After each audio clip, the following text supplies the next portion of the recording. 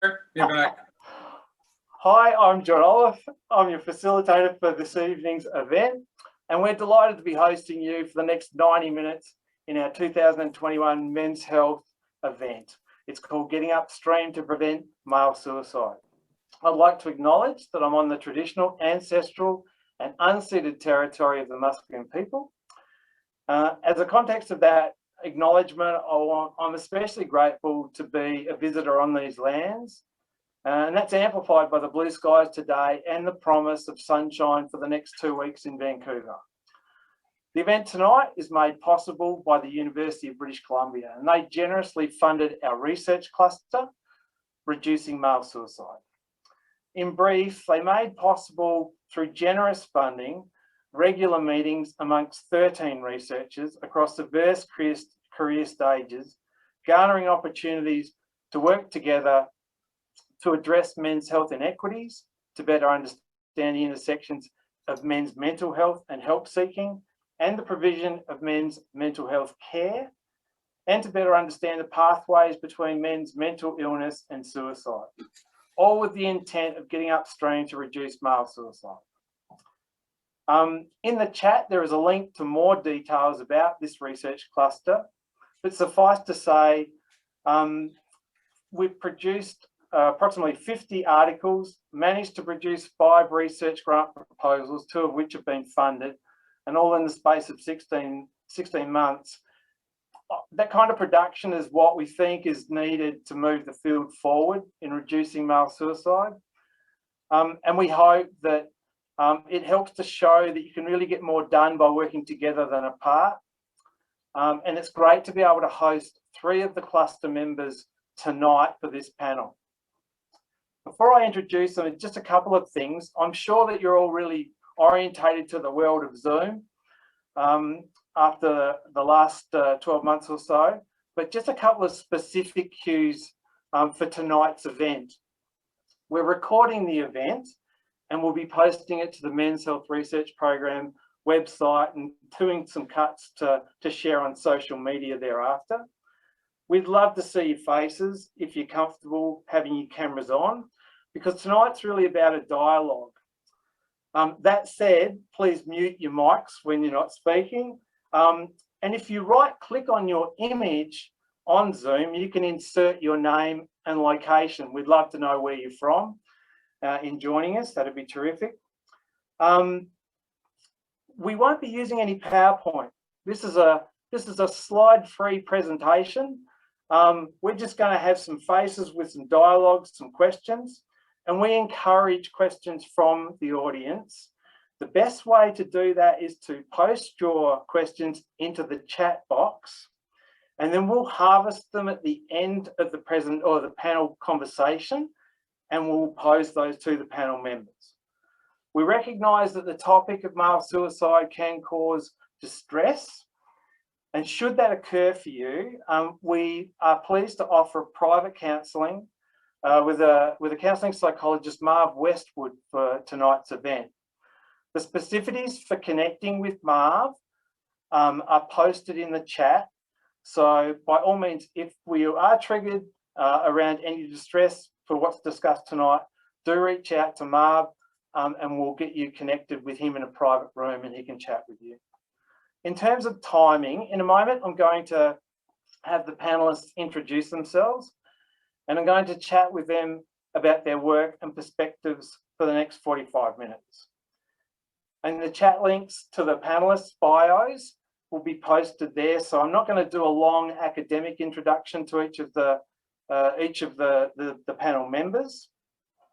And do remember to post your questions along the way into the chat function, and we'll harvest those for the last 30 minutes when we do the question and answers. So I'll take your questions and I'll field them to the panel members.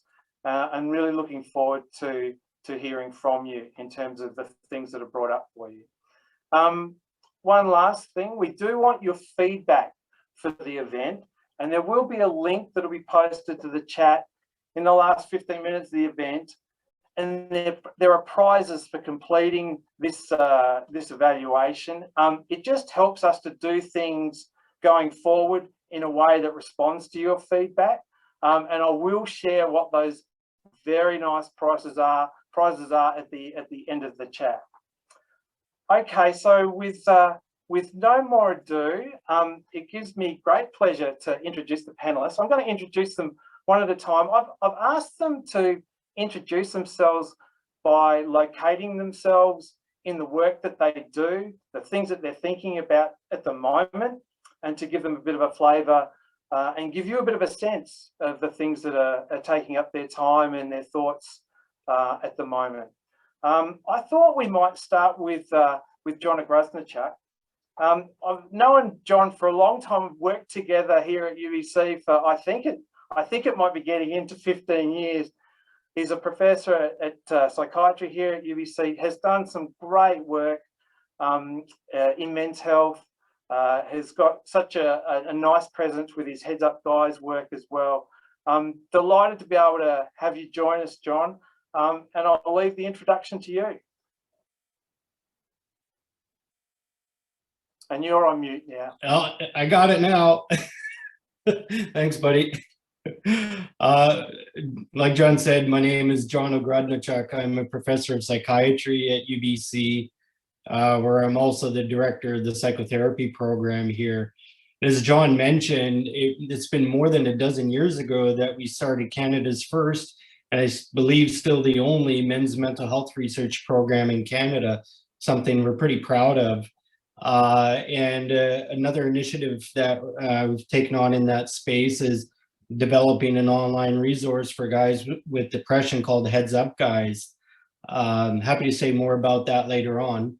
I think there might be some questions coming up with it, but that's something that has consumed a lot of my time, not only at the present, but really for the last 6 years since we launched it, especially during this particular week being Men's Health Week. And in fact, yesterday was our 6-year anniversary. So that was really exciting for us. Other things that are keeping me busy, occupying my sort of professional time. I have a psychotherapy practice for the past 25 years. As you might expect, for everyone offering clinical service, it's been a very, very busy year. I include myself in that.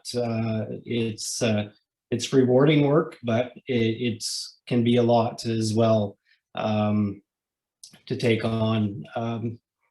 Other things, we're transitioning to bring in a new resident cohort into our program, so that's always exciting. We have a big program that involves many geographical regions throughout BC. We're a distributed program for residency training, so that's pretty exciting. And outside of my work, I just like to be outside. And so the forecast you were talking about, John, is music to my ears, because we have yet to have summer come to Vancouver, so I'm really looking forward to it. Thanks, John. Yeah, absolutely. Looking forward to a bit of sunshine. Thanks for the intro. Francine Darroch is a terrific assistant prof out of Carleton in Ottawa. So great to have you with us, Francine. Francine worked with me for a little while as a postdoctoral fellow. Terrific writer, terrific thinker, done some lovely work in health inequities with men. I'll leave you to do the introduction, but so pleased that you could join us, Francine. Yeah, thank you for that very kind introduction, and it's such a pleasure to be here on this panel today. I like to joke that I was forced a little bit into men's health research. So, you know, much of my career has focused on women and children. So my most recent work has been focused within Vancouver's downtown east side. And this is an area where residents are known to experience high rates of precarious housing, mental illness, communicable disease, and substance use when compared to sort of Vancouver's general population. So my initial work in this community, and the reason I'm sharing this is just to provide a little context, was focusing on conceptualizing and implementing a trauma and violence informed physical activity and wellness program, but really targeted towards mothers and children. So, you know, this was participatory action research, and as an action researcher, you really need to be responsive to the needs of the community. And the community came to me and the mothers said, you know, we would like programming that also involves fathers, and we feel like fathers are being excluded, particularly single fathers, and they deserve, you know, the same opportunity to access physical activity. So this was really my primary introduction to research surrounding men and masculinities. And of course, you know, I approached the guru, Dr. John Oliffe, to assist in that work. And we kind of looked at addressing the needs of fathers within the context of the downtown East Side.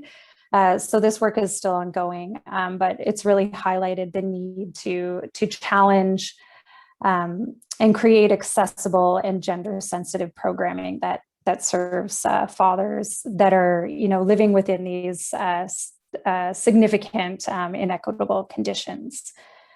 So that's how I arrived at sort of men and masculinities research. So focused on fathers within that context. Thanks, Francine. Yeah, really nice introduction. And you'll notice in the chat that Yvonne is posting some of the papers and some of the work that the various panelists have done. So do feel free to click on those for more additional details, and also more details about their bios. So pleased to have you with us, Francine. Thanks again. Paul Links is a terrific fella. He's from Psychiatry out of Hamilton. I got to know Paul, I reckon, might have been 2010 or a little before that, when we did a little piece around male suicide prevention in Ottawa, I believe, for CHR way back in the day. Anyway, it's so nice to have you as part of the panel tonight and the cluster more broadly, and looking forward to your introduction. Thanks a lot, Paul. Thanks, John. I'm very pleased to be here tonight and be part of the cluster.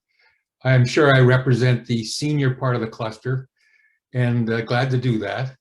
But I'm a psychiatrist and I've been in the field for many years, and I think my interest of working with men who are at risk for suicide brings me here today. Some of the examples would be, for many years I worked in the psychiatric emergency service, and I watched how we would try to service men who are at risk, and after we serviced them, I can remember some of them saying to me, "I'm never coming back here again," because it was such a stigmatizing experience that really did not help at all. And that led to some work we can talk about later on tonight. Also, at the same time, we also tried to set up a service for people who had a history of suicide behavior. And again, that brought up the point that many of the services that are developed for people with recurrent suicide behavior were tested and proven on women. And we're left not knowing, what to do for men who are in that position. So again, that was another example of, we've got a lot of work to do. Currently, I work in what's called collaborative care. So I work directly with a primary care team, and that's a good news story, and we can come back to that. But I think the kind of program that we have here and the collaborative care programs that are across the country really serve a tremendous need, because we know many men and women who are at risk and end up dying by suicide have been seen by their primary clinician within the last month. In our own area, about 68% have been seen by a primary care physician. So we can talk about that a little bit later too, but this model, I think, is a good news story, and there is certainly some good news stories. Yeah, thanks, Paul. You raised some really good questions, or really good thoughts there that we've got some questions around. So I'm just I'll pose a few questions to each of you, questions that I'll get each of you to respond to, and then I'll drop into some individual ones. I do want to start out, it's really the elephant in the room, I guess. What has COVID meant for men's suicide, and your work more generally around reducing male suicide? I'll flip the order. I'll go back to you, Paul, and then run through to Francine and John. So thinking back to March of last year, it just so happened that I was emailing a few colleagues who had, had a very deep interest in suicide prevention. And this is just at the beginning of the first close down. And we, in our email conversation, of course, we couldn't see each other, was that there's going to be a mental health consequence of the COVID pandemic and the close down. And I must say, this is sort of the opportunities that a pandemic can present. The four of us got together. We ended up collaborating with a group from Ireland and Scotland. And I'm proud to say that we were the first to publish a review of the relationship between pandemics and the outcome of suicide behavior and suicide. So we couldn't talk about COVID. We would look back at previous pandemics, like the great influenza in 1918. Suffice to say that it does seem to be an association between the pandemic and the increased risk of suicide-related outcomes. So, I think that's important work. I think we still don't know yet what's going to be true about COVID, because there's some evidence that suggests you have a honeymoon period. When some people have been at home and off work, they're actually more protected and the effects might be delayed. But the one question I do want to leave people with, because I think it's a very important question, is just like many people, we quickly moved to virtual and phone work. And I must say it's 99% of that right now. But we already know that sometimes we have trouble, working with men who are at risk, assessing them. How do we do it virtually? I'm not sure that we're doing it effectively. And I think there's a lot of question about, even though we had to move to this kind of mode of action, we really don't know how well it works or not works. And I think that's an important thing, because I'm sure it's here to stay. We have to know how to do an appropriate assessment. Obviously, it doesn't matter whether for men and women, but men in particular, because we know we miss their cues. Yeah, some great points there, Paul. Thank you. We'll circle back to a few points that you've made there as well. Keen to hear from you, Francine, about your thoughts around what COVID's meant for men's suicide. Yeah, so I think within the community that I work with in the downtown east side, they've had a huge decrease in access to the services that they're normally able to access. I mean, the in-person services, which I think is, particularly valuable within that context. In thinking about my research around physical activity, a lot of my work tries to leverage physical activity to improve quality of life. And we know there's a lot of psychosocial benefits to being physically active. What we've seen within the COVID-19 pandemic is, it's clearly impacted mental health, it's impacted physical activity, and we've seen a huge increase in sedentary behavior. I think that the pandemic has really created some unprecedented barriers to physical activity access. Again, particularly considering individuals who are living in marginalizing conditions pre-pandemic. And I think, we've also seen that physical activity has really been leveraged to improve mental health. So people are saying, get out, be active. But it also, poor mental health is the barrier to actually being physically active. So it's certainly a complicated time for both, mental health and physical activity. Yeah, thanks for that. And especially enjoying your paper where you make reference to, our ideas about physical activity too, and how they might not correspond to people's lives who might be battling with some other challenges in their life. So really, really good points. Thanks so much. I'll go to you, John, with the same question around the COVID. What do you think? I think one of the things that COVID's done is it's provided an opportunity to have conversations about mental health in a way that we haven't before. And that's really important. And there's a lot of issues, Paul and Francine have talked about some of the challenges, the many challenges that have been invoked by the pandemic. There's there's fear and anxiety around the virus itself about how am I going to catch it? Am I going to catch it? Am I going to die if I do? Worrying about family members and friends. But then there's all the knock-on effects of the parameters that have been imposed on life about how we engage with others in society, work being affected, social interactions being affected, access to different types of resources being affected. And so that's had an enormous impact on people, you know, with loneliness being huge. Again, it's allowed us to have conversations about loneliness. Loneliness was a big, big issue well before COVID ever came along, but we never talked about it. Now we are.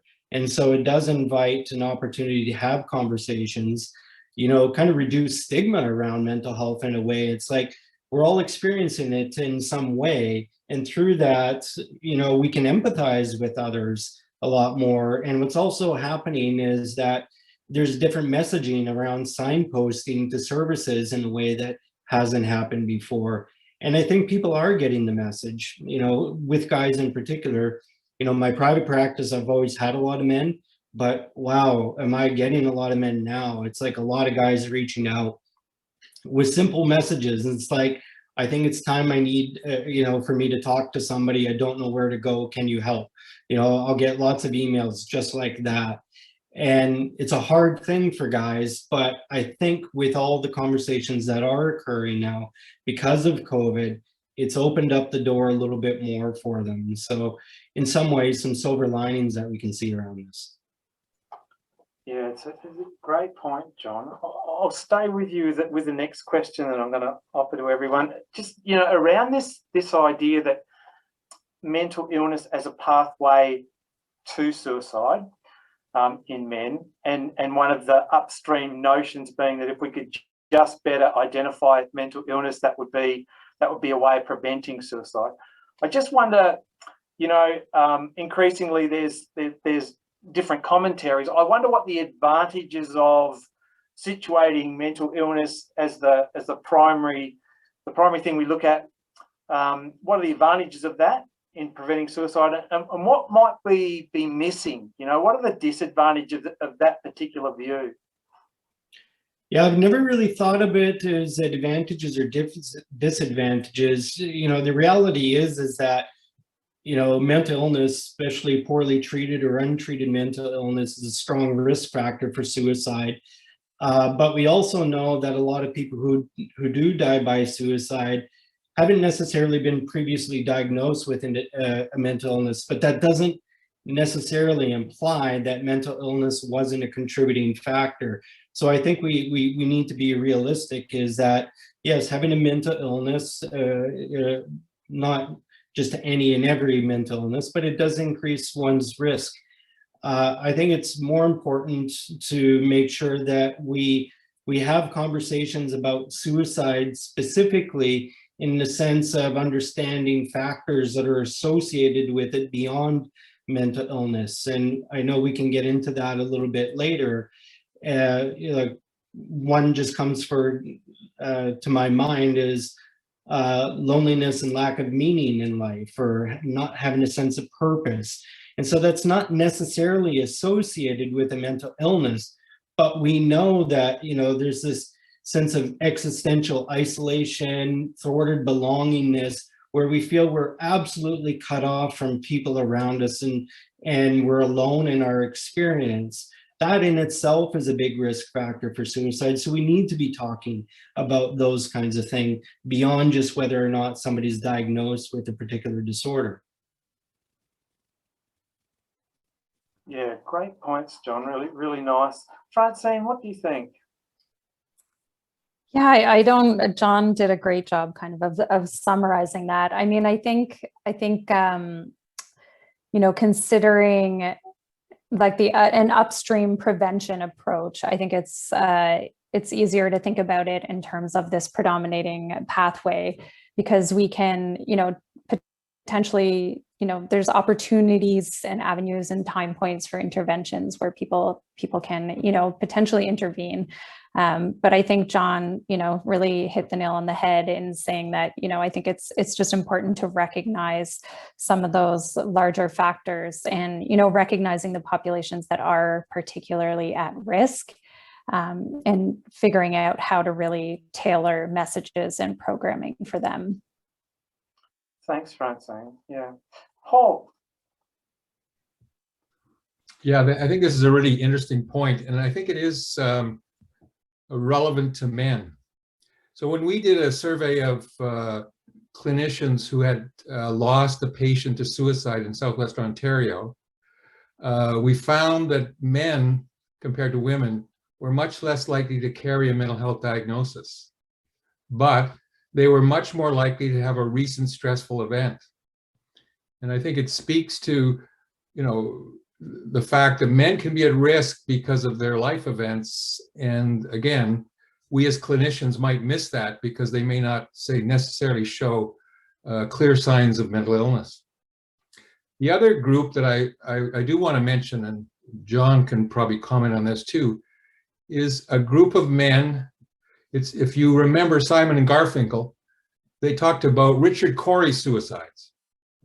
So this is the idea of this famous man in town who suddenly kills himself and nobody suspected.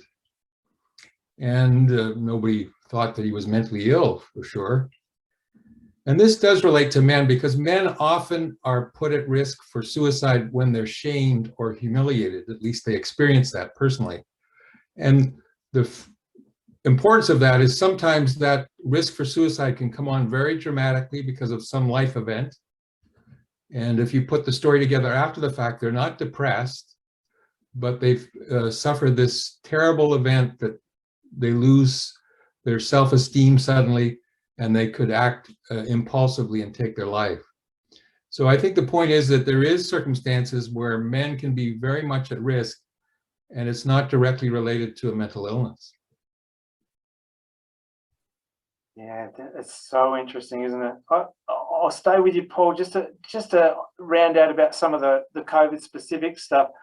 I'm seeing a lot of media where there's some kind of suggestions that the suicide rate might not have gone up.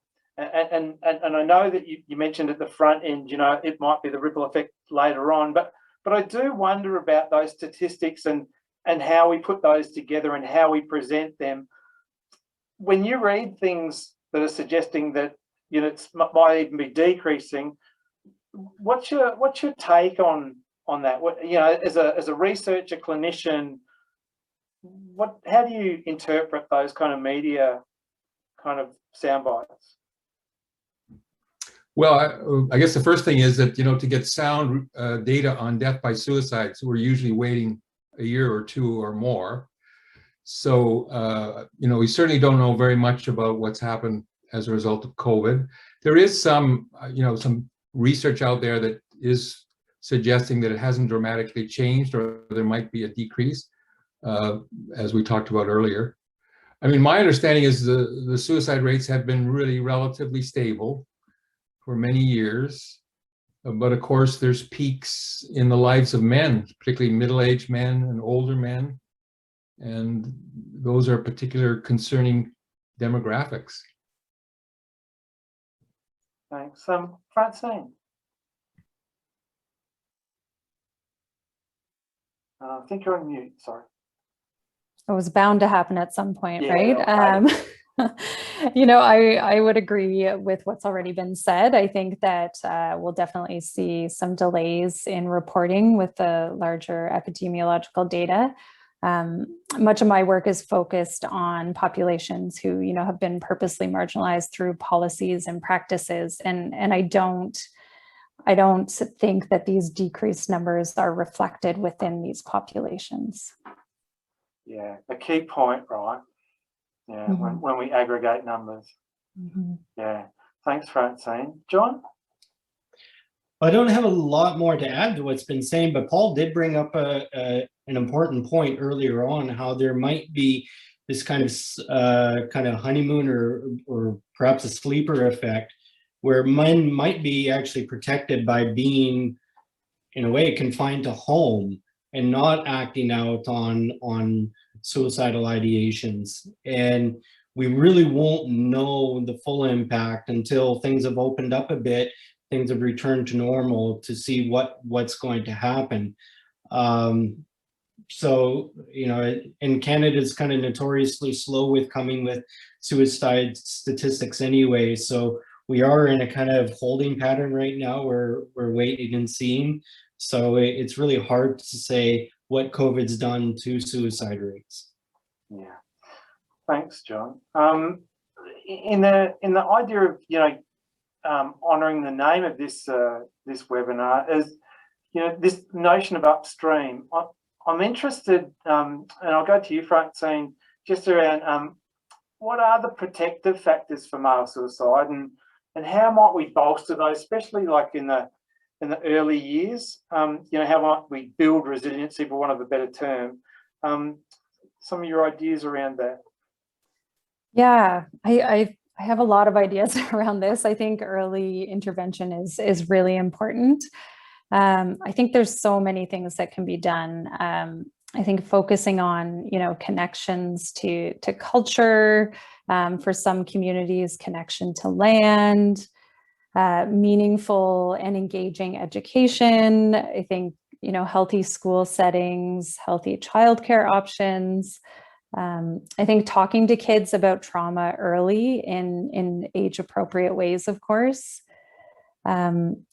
You know, and thinking about kids, sort of giving them the language or helping them understand the language that supports their body autonomy. I think, you know, of course, relating things back to physical activity. I think creating, you know, physical activity, sporting options for students and young children, and ways to kind of create social connections across a variety of ways, you know, sport, art, whatever kids are interested in. Thanks, Francine. John? Well, I'll pick up on a couple of things that I mentioned earlier, things like loneliness, and the converse of that, the connection with others, is a really important thing to think about. Purpose or lack of meaning in life, that's huge. You know, related to that, we have this stress test that we developed about 2 years ago on Heads Up Guys, asking about major stressors in men's lives. And with more than 40,000 men responding to the stress test, the two most significant or most frequently endorsed stressors in men's life are actually loneliness and lack of purpose or meaning in life. And so these are huge issues for guys. Guys are looking for connection. They're looking for purpose. Like, I just started a treatment with one patient very recently, and we're talking about many things going on in his life. And I said, it sounds like you're looking for some meaning in your life. And he just stopped and he looked and he goes, oh my God, that's it. And this happens over and over again. We all want to feel like we matter, that we have some purpose and meaning for ourselves and for others as well. It gets to self-esteem as well. And what Paul had mentioned earlier, shame, is how profound shame about oneself can be such an important risk factor for suicide. And it doesn't need to be sort of incidental shame where there's a significant occurrence and shame's incited from that, but it's also about shame and how we view ourselves as a person. And these things can be addressed. Much of what I've mentioned can be addressed very early on. And in fact, just 2 weeks ago, I had a group of boys that attend an all boys school in New Zealand reach out because they wanted to start a program in their school to address some of these very issues that I'm talking about, because they themselves recognize that they're kind of going down a slippery slope with this stuff, and we're looking for some guidance and mentorship around that. Yeah, great points, John. Thank you. Paul? Well, I would want to focus on a different age range. And I want to just have the opportunity to mention some research done by Martin Heisel in London, and I was involved in that. So this was a project where we were trying to intervene with men who were living in the community, moving into retirement.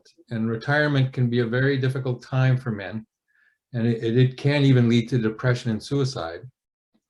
And the purpose of the intervention was to strengthen men's meaning in life as they go through this life transition. And Martin has actually shown that there seems to be an impact of meaning in life, in particular for men who show depression.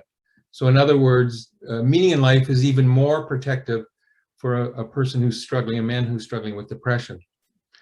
And so Martin's led some research that has demonstrated these interventions, this group that helps men look at their meaning in life and sort of strengthens their purpose, had a significant effect on reducing suicide ideation, depression, gave them more meaning in life versus sort of an interest group. So I think it's a good demonstration that upstream research can really have an impact. And we know we can target some of those areas where men are going to be at risk because they're going through a life transition or loss, and there's an opportunity to intervene. Thanks, Paul. I'll stay with you for the next one. We often have folks, partners, who ask us questions about how best to manage a man or be with a man who's experiencing, challenges around mental health, where even when around the specificities of suicidality, be it, thoughts, behaviours, attempts. It's a good question. I wonder what kind of advice do you give partners, or what would you say to partners of guys who are experiencing some of these challenges? Well, partners, I think, are crucial because often men need them to have their arms twisted to go in and get help, and they play a very important role. So I think one thing I would say, and I think I try to do as best I can, is make sure the partner's informed about what the treatment plan is, even if it's just in the broadest sense. What do we have planned in terms of the care of your husband or partner. Of course, the other thing they need to do is to know, what risk might be looking like for this particular man, and also where to get help when that comes about. And of course, nowadays, is one of the strategies to prevent suicide, we do what's called safety planning, where you actually collaborate with the patient and key care providers about, what are the strategies to reduce the risk. And certainly the partner should be very actively involved in that. And I usually insist they get a copy of it so they know exactly, what their role is if there was a crisis situation. Yeah, great advice. Thanks, Paul. Francine. Yeah, I think, moving away from sort of partner specific, I think, in ensuring that, we've mentioned numerous times social connection and purpose for men. And I think, ensuring that you're checking on friends who may be marginalized in different ways or isolated.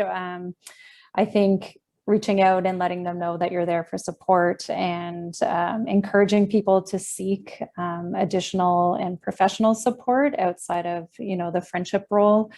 I think simple things for social connection, inviting somebody, for a walk, checking in, trying to encourage, again, that social engagement and that connection. Great. Thanks, Francine. John? Well, that's some good counsel from Francine and Paul. The couple of other things that come to mind, when it comes to guys, and especially friends and peers, coworkers, colleagues, is that guys often need the permission of other men to speak out and reach out. And so it's really critical that, if you have a fella in your life, you're concerned about him, to be really explicit about the importance of reaching out and talking about it, almost creating the expectation that that's what guys do. Because often, a lot of guys harbor the opposite expectation in their mind, is that they must go it alone, stay silent, don't show vulnerability, don't show any kind of weakness. And so when other men saying, hey guy, you need to talk to somebody, talk to me, or talk to a pro, it's really important for that man who's suffering. It's like, oh, okay, I guess it's okay to do that. And in fact, maybe that's what I'm supposed to be doing. And so that's something that comes to mind when we're talking about how to help somebody in our life. Yeah, great advice and great responses. I've got one more question just to share with the three of you, and then I'll cut into a few questions specific to your specialties. Not to get all political, but this is a Canadian context for this Reducing Male Suicide panel tonight. I do often wonder about what the government's role is in tailoring and targeting for programs to reduce male suicide. Keen to hear your thoughts. Francine, we'll start with you. Sure. So I think we need further recognition or strategies to really address the structural inequities that are rooted in colonialism and ongoing colonial practices. I think that we need better allocation of resources to men's health and suicide prevention. I think we need multi-sectoral and multilateral approaches to addressing mental health and harm reduction services. While I think that we need the government support potentially financially, I do think that community-based participatory approaches are likely to be the most effective. So ensuring that funds have been allocated interventions or strategies can be really context and community specific. Great responses. Really helpful. Paul, certainly been on a few committees along the way. What are your thoughts? So I would share a good news story, I think, that certainly from my point of view as a clinician. So I have had the opportunity to work with a health standards organization in Canada. They set up health standards that get translated into accreditation. And of course, accreditation is used to make sure our services across the whole range of services, hospital, outpatient services, are providing the best care. So this organization has been revising their suicide assessment and management package. And I'm pleased to say, I think they're using the most recent evidence to bring them up, to the best practice. And I'll give just one example I think probably people are familiar with, but we know it's effective. And that is counseling the person you're dealing with to get rid of access to means of suicide. So the patient I see in the emergency, an elderly man who's very distressed, I take the time to make sure the gun's removed from his house, because we know that's a very effective suicide prevention strategy. And that's going to be built into these new standards, and I hope then translated into accreditation. So I think that's a good example how policy really could have an impact on saving lives. Yeah, great point. Thanks, Paul. John. Well, it is good news to hear from Paul. I'm really happy about that. I think just in the broadest sense, with the government making male suicide public health priority, it starts with their providing funds that can be used in a broad range of contexts, like Francine talked about, is that make the funding available to, boots on the ground kinds of groups and organizations to respond to sort of geographical and social needs in various communities. So I think that's really important. And right now it's not really there. Yeah, really good. I'm going to just ask a question of each of you specific to some of the things that you do. I see the chat is bubbling up with questions from the audience, so keen to involve them shortly. So I do want to ask John. I'll stay with you. Just want to ask a question about Heads Up Guys. Unprecedented, in terms of traffic and traction, and something that clearly resonates. I know a lot of us are in the game of wanting to build something that makes a difference and be involved in interventions. I know people would be keen to hear from you about what the key drivers of that ongoing success are for Heads Up Guys. Yeah, thanks, John. I have to admit, 6 years ago, well, it started more than 6 years ago, we launched the thing. It took a few years of development. But when we started, we had no idea, what we were really doing, never worked in this space before, or what to expect, because it really was quite novel. And honestly, it still kind of is. And, with 2 million plus people having come to the website since, and we get more than 60,000 people a month, I think we're doing okay. And some of the things that I think helped us do okay is, it's a resource that's specifically orientated to men.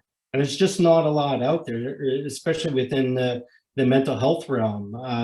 Lots of great resources out there, in this case for depression and suicide amongst men. But when the resources don't specifically speak to guys as guys, I think some of the messaging gets lost.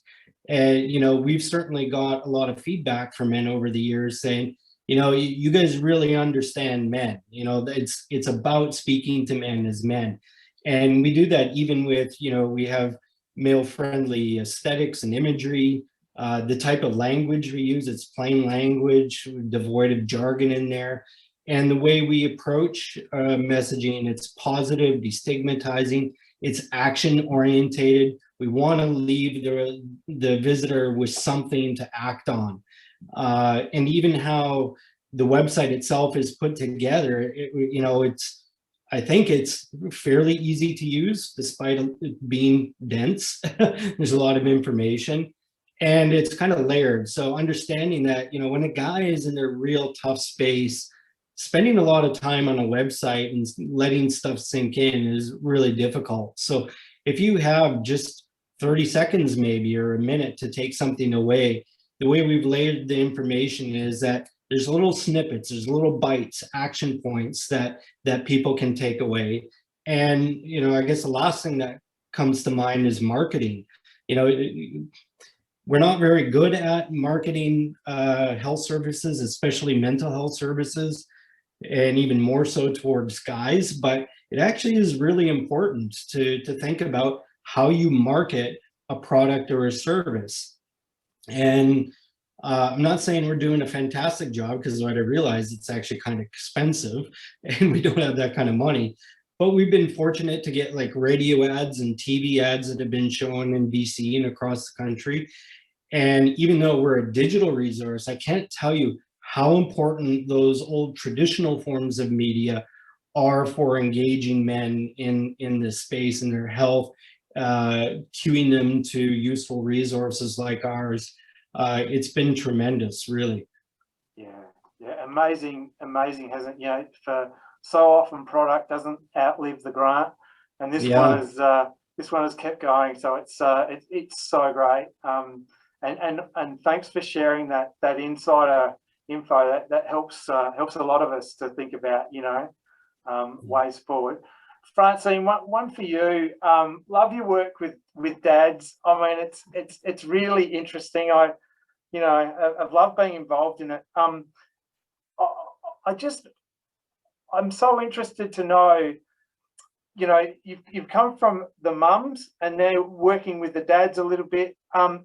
Just what surprised you in the work, and what prompted you into the work as well? I'm just keen, because I think people will be keen to hear, what might have surprised you in the work. It's so interesting. Yeah, thanks for that question. I feel like there were a lot of surprises.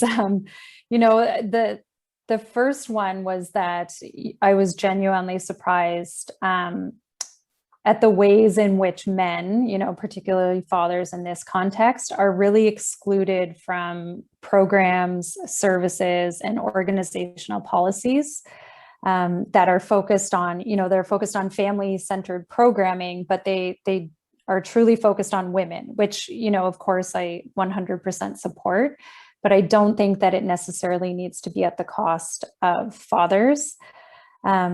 And what we really saw, in the research was the relational impact of excluding fathers. So by not being inclusive of fathers within policies, within housing policies or within, specific organizational access to various services and parenting services, it really made things more difficult for the mothers. So in addition to excluding fathers, it put more work on the mothers. And this was sort of across the board. One of my grad students ended up doing a policy analysis, looking at all of organizational policies, and essentially found the same thing, that fathers weren't actually even mentioned within policies. Another surprising outcome for me was related to physical activity. As we often see when we're focused on interventions with men, physical activity is often, leveraged for bringing men together and bringing them together in a space where they can then chat. So in my mind, I thought, okay, this is what the dads will want to do. They'll want to be really physically active in this context, as our community developed intervention. But what we saw was that, essentially fathering in a very resource poor setting imposed significant barriers to the fathers. And in a lot of ways, they were extremely active in their sort of day-to-day survival and, accessing shelter and accessing food. And so they were relatively, physically active in terms of their day-to-day mobility. And what the men really wanted was a program focused around fathering. So they wanted to come together, to talk about fathering and then maybe do a bit of physical activity versus, oftentimes we develop these interventions the opposite way. So that to me was really interesting. Yeah, such powerful work when the findings aren't quite what you thought they might have been, but they do point in a really solid direction, right? So yeah, such great work. Paul, one for you. I'm a bit torn. I've got a couple here. I'll go with this one. I love the work that you've done working with the coroners, to poll, healthcare providers' experiences of losing a patient to suicide. I think it's such a powerful angle of vision. What are some of the key messages in regards to that work and the findings that you'd want our audience to know? Yeah, thanks, John. Thanks for asking about that. So that's work we carried out here in southwestern Ontario, and we tried to replicate something that's been done in the UK for many years, and that is doing a confidential survey of clinicians who had lost a patient to suicide. And I think, as I reflected earlier, we replicated what we find in many jurisdictions, that is that people who die by suicide have been seen by their family physician in the last 30 days. And that was true in southwestern Ontario. And when we talked, when we got the feedback from the physician, they understood that they had done a suicide risk assessment, but of course it hadn't led to a good outcome. And although this is further research, I think it does highlight that better standards, better practices in that important domain when you're trying to work with somebody at risk is crucial. Because we know from other research, often family physicians don't ask men about suicide, and then often men don't reveal that they would be suicide risks. When we did the other study where we worked with men who presented to the emergency in suicide crises, and that turned out to be a very negative experience for them, more than half of those men who ended up being brought by the police to the emergency had regular family physicians, but they don't bring up those issues with their family physician. And then of course they leave it until the last minute, until the police are picking them up and bringing them to emergency. Yeah. So I think there is lots of opportunity for us clinicians to be better, better tooled so that we can help men be, I think part of the focus going forward will be to help clinicians know that we're moving from sort of worrying about suicide risk prediction to prevention. And there is more strategies that we can bring on board that, really can try to reduce the risk rather than worrying about predicting a risk. Yeah, such great work. And I know that Yvonne's posting in the chat there for folks who might be interested to read that work in more detail, as per Francine and John as well. I promised 30 minutes for the Q&A for the audience, and that's what I'm going to do. I'm going to do 52 minutes or 32 minutes. Catherine Boydell from Sydney. Catherine, lovely to have you on the call. I'm going to read out your question for you. It was good to catch up with you recently and have a chat. Catherine does some great work out of Black Dog in Sydney. She says, I'm interested in the broader social determinants of health approach, social prescribing, to address loneliness. Under that umbrella of social prescribing is arts on prescription, exercise on prescription, bibliography, nature on prescription, pets on prescription, etc. I've heard this term a few times, so I'll try to rephrase the question a little bit with Catherine. This notion that we often prescribe things that are well known, which might be pharmacy, talk therapy, but this idea about some of the social determinants that you've all spoken to tonight, how that might be written in a kind of a prescribed way. Keen to have your thoughts on what that might look like, or your reactions to that question, comment. Feel free, John. Yeah, I've been hearing about this recently as well. I'm not going to admit that I'm an expert on it at all. I've heard it most often in the context of exercise for depression. There's lots of research out there about the importance of physical activity for one's mental health. I think we've probably all experienced that ourselves when we get outside and enjoy nature, being physically active in one way or another. We often feel good from that.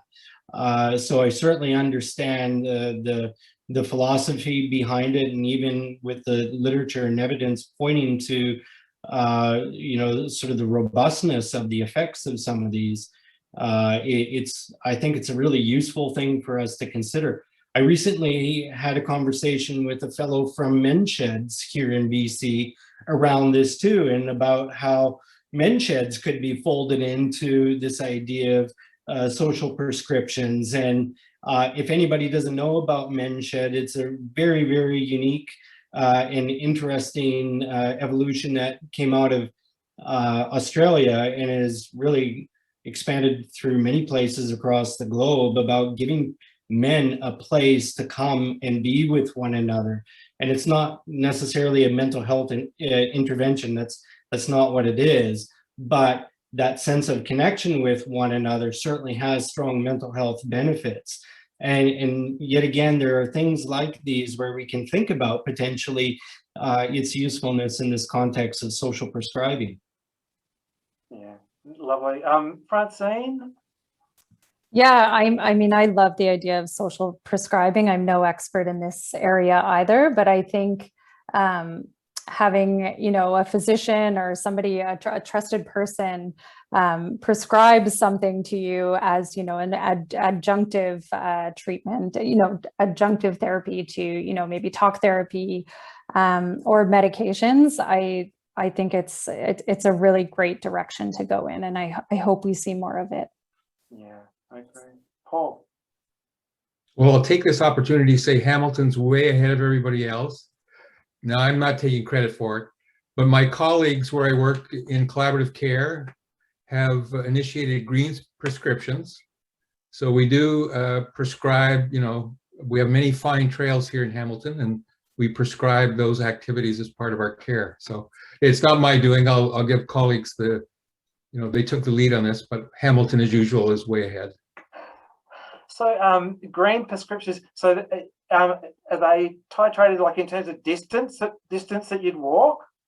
Yeah, they're sort of, you can titrate it to the needs of the person, but it's to get out in nature and to sort of make sure you're mindful of the benefits received from that.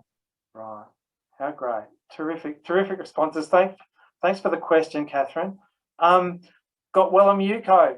from Richmond in British Columbia. Hi, Wellum. Glad you could join us. Wellum works with us at the Men's Health Research Program. I promise he's not a plant. This is a legitimate question.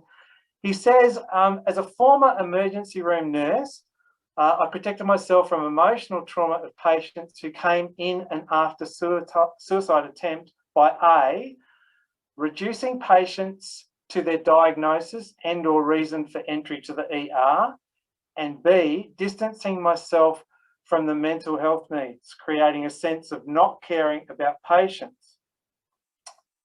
Very candid.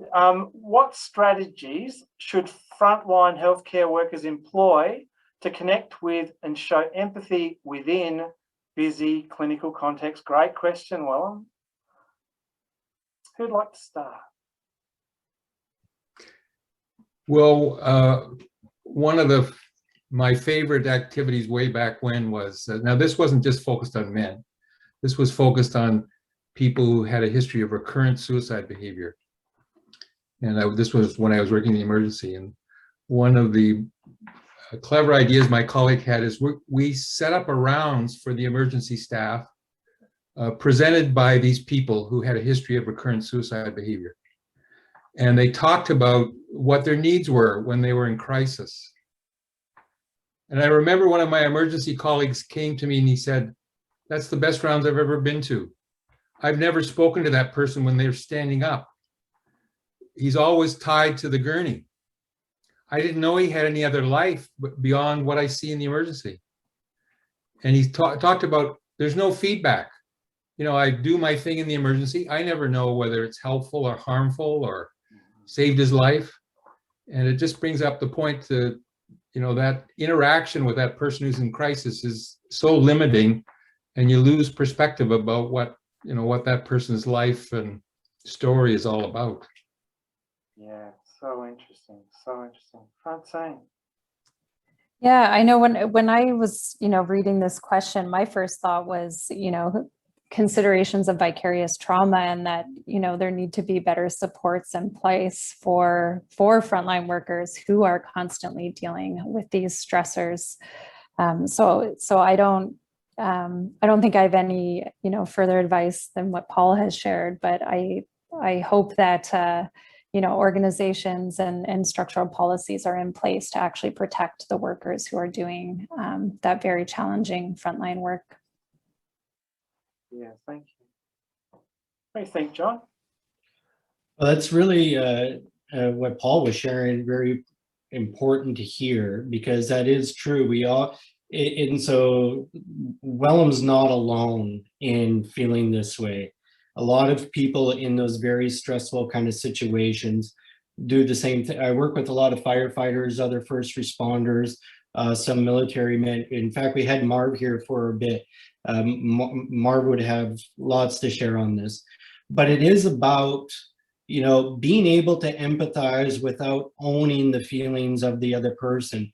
And sometimes when we're in a highly intense and critical situation, we do kind of need to park our feelings to get through doing what we need to do.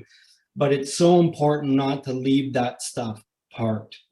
And so, like with the firefighter guys, is that sometimes if it's often based on what the captain does in the house there, it's like they can get through a situation, get back to the hall, and then they have their own debrief, which actually includes them saying, things like, holy shit, I thought we were going to lose somebody there, so that they can actually express their feelings about the incident and sort of process it, digest it, and kind of own it and work through it, rather than just leaving it on the side.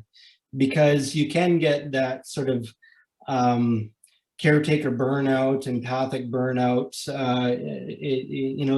It's easy to do in some professions, so we need to be mindful of that. Yeah, great points and a great question, Wellum. Thank you for that. Michelle Boven asks a really nice question here. She asks, can we discuss some of the signs that are often missed with men re-suicide? So I guess some of the things that we might be missing that might help us prevent suicide. It's a big question, but an important one. John, do you want to start us out? Sure. You know, some of the things that come to mind are, you know, we often talk about risk-taking actions or behaviors amongst men as an indication of distress and potential risk, high risk for suicide. And it doesn't mean that it's about engaging in the risk-taking activities. It's about when men get to a point in their despair that they don't give a shit anymore. And it's like, I don't care anymore. I literally don't care. I could walk in front of the bus, hop in front of the train, doesn't matter. And so they'll engage in things because they just don't care anymore. They feel so desperate and alone in their experience, and feel that a lot of guys will feel that no one cares anymore, that they don't matter. So they say, what's the point? And you may hear things from guys, it's like, I'm done. What's the point? It'd be better off if I wasn't here.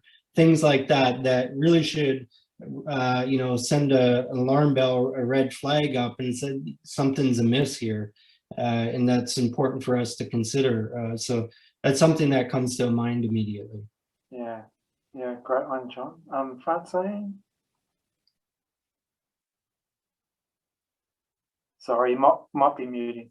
Yeah. Another That's okay. one. That's all right. I'm way in front of you. I know. I think I might be winning 2 in a row. You know, I would leave this question really to John and Paul, who are truly experts in this area. But I think, you know, oftentimes we see increased substance use as well. And it may be, I think that can often be missed. It can be kind of normalized behavior, particularly these days. So that's something I would consider. Yeah. Thanks, Francine. Paul? Well, probably John and John are the experts in this. I mean, the idea that in men, depression can look quite different. Often it'll present as anger, as you talked about, could be more substance use or other kinds of destructive behavior. But as you know, if you're a clinician, I think one thing you have to watch out for is the withdrawal from sort of your relationship. And this can also be true of family. You know, the hurting man closes off and may be out of shame or you know, deep feeling, and that's the time you have to make sure you reach out because they're hurting. Yeah, thank you, Paul. Really, really poignant. This one's for you, Francine. It's a comment, but what I think I'd love to hear you just talk to this for a moment. Karam says, providing trauma-informed care is also important to ensure not to re-traumatize men who seek treatment and are asking for help. And you've published some work around trauma-informed care. I'm keen to just hear your thoughts on that one. It's a nice comment, isn't it?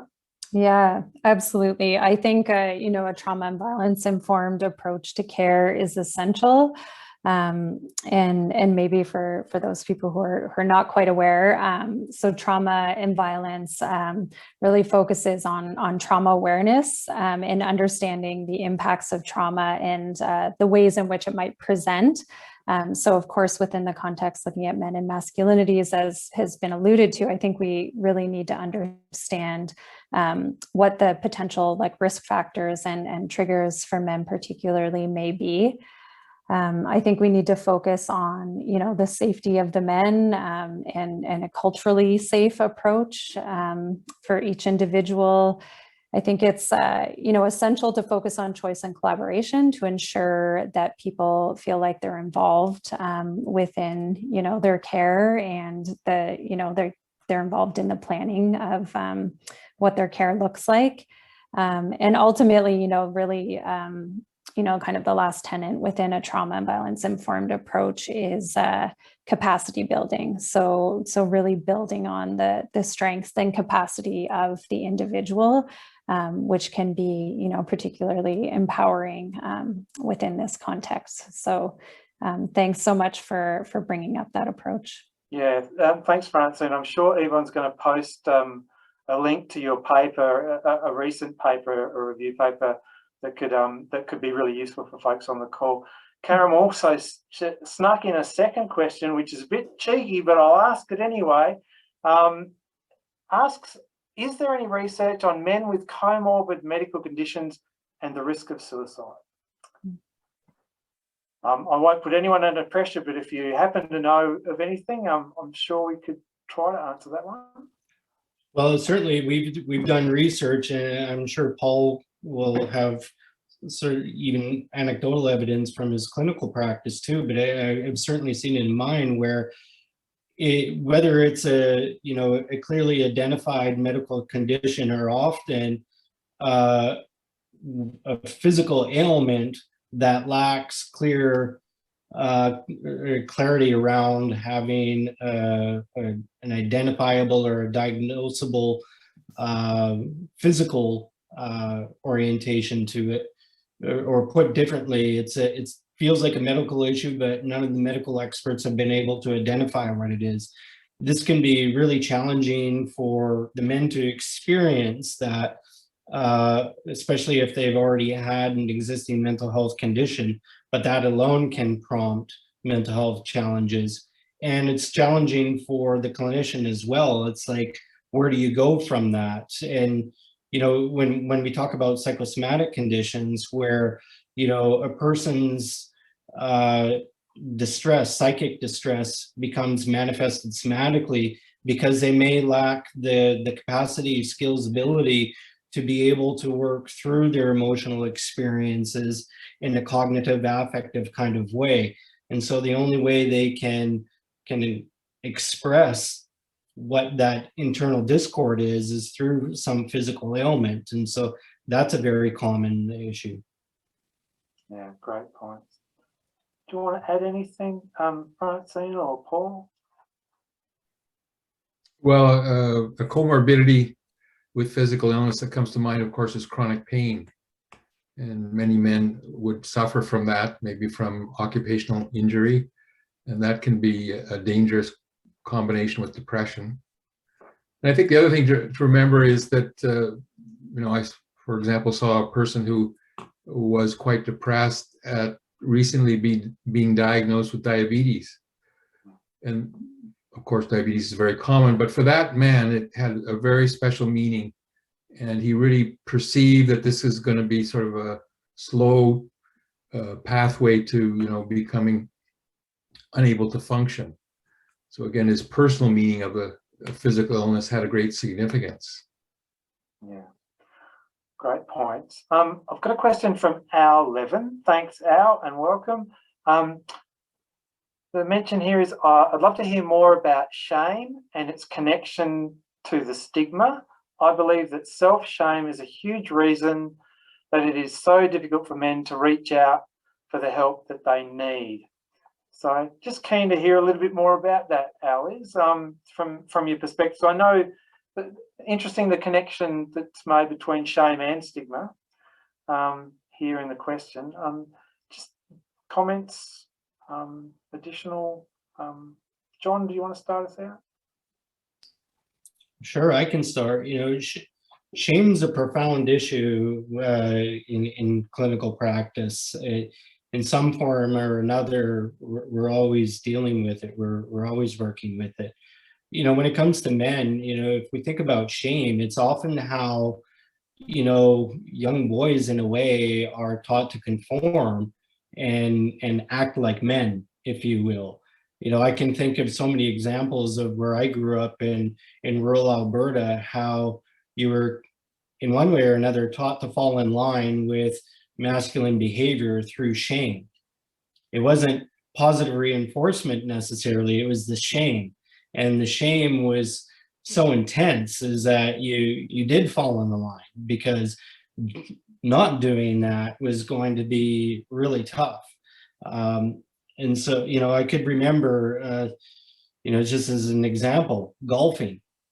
So we're on the green, and if your putt was short, so it didn't quite make it to the hole, they say you'd get derided for that. And it's like, oh, leave your purse at home next time so you can putt better. Ridiculous things like this. So you would actually putt long so you wouldn't have to endure that kind of shaming. And this is just one example. So shame has really used the law to get guys to fall in line with being a real man in a way. So it's a big issue for guys. Yeah, so interesting. Francine, thinking about the dads in the downtown east side, I wonder your thoughts around shame and how that might have manifested. Yeah, I think John touched on it. I think, you know, with considerations of masculinity and toxic masculinity, I think shame really plays a huge role in driving you know, people's decisions and behaviors. I think within the research in the downtown east side context, shame and substance use stigma are really uniquely tied together. I think there's a lot of shame, you know, particularly in the fathers trying to seek out help and supports. And I mean, that was further compounded by the fact that when they did, there was nothing available for them. So, you know, I think shame really needs to be considered, you know, intensely within these conversations. Yeah, great points. Paul. Well, again, more on the individual level, shame is very important for many men, many patients. And it often comes up in a man who shows narcissistic features. You can probably think of somebody who we've heard a lot about in the last 4 years or so. But it's when a person has that kind of makeup, underneath it is their inability to maintain their self-esteem. And they're very sensitive to shaming events. And if you think about it, shame is an emotion that reflects on yourself. When you're ashamed, you go and hide in the corner. You don't want anybody to see you. And that just reflects that it's such a painful emotion. And if it's unremitting, it certainly can lead a person to decide that suicide might be an option. Yeah, great points.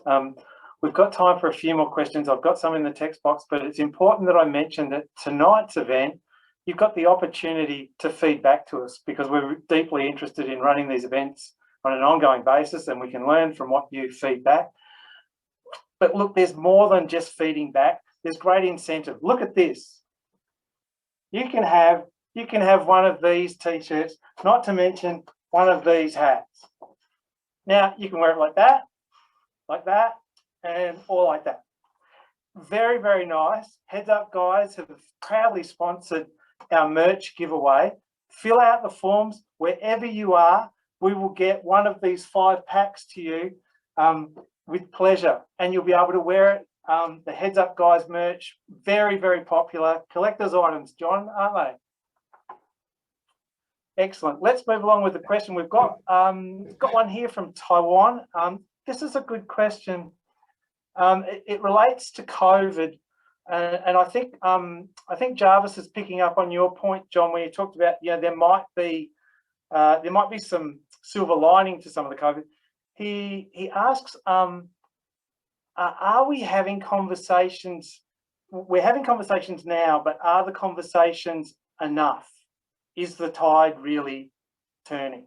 So I think it's in relation to the COVID context. Interesting question. Thanks, Jarvis from Taiwan. I don't think we know if the tide's turned until we're out of it. Right now, there are appearances that it is turning. In fact, I know even in my social network that I'm having conversations with other men in a way that we weren't having in the past. Although I did notice that we were changing before that. But I do think COVID brought a lot of this to the fore, and we are having conversation. Whether it continues once we're out of it, that's the big question. And hopefully it can, but it's actually up to all of us to do our part in making sure those conversations do continue. Yeah, excellent. Paul, Francine? John, I just first want to say that I think you missed your calling doing infomercials with that sales pitch there. So I'm sure I'm going to get some kind of kicker from John. Yeah, I must be on the take somewhere. Yeah. You know, one thing I was thinking about when John talked about some of the benefits that COVID has had with the focus on mental health. You know, I'd agree that we need to keep these conversations going, and that's, you know, something that we're all responsible for doing. I have a grad student doing some research looking at fly-in, fly-out mental health service providers within like remote and rural contexts. And I think, you know, another positive outcome within the COVID context is the forced development of infrastructure within these communities. So improving internet access, improving, you know, different things that actually make the provision of mental health services within the fly-in, fly-out context even stronger. So, you know, I feel hopeful that there are some, you know, positive outcomes from this last challenging year for everyone. Yeah, ditto. Paul? Well, I think, you know, looking what we've learned from looking at pandemics and other natural disasters, I think the sort of mechanisms that lead people to be at risk are, you know, quite variable. I think in some of the, you know, natural disasters or pandemics, the economic factors have been very important. And then men may be particularly at risk. And that was true apparently after the Russian influenza, when men were more affected and the rates went up.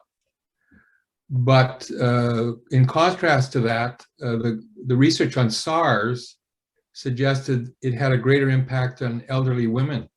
This is particularly research in Hong Kong, where then maybe the effects were more about isolation and, you know, losing their important contacts.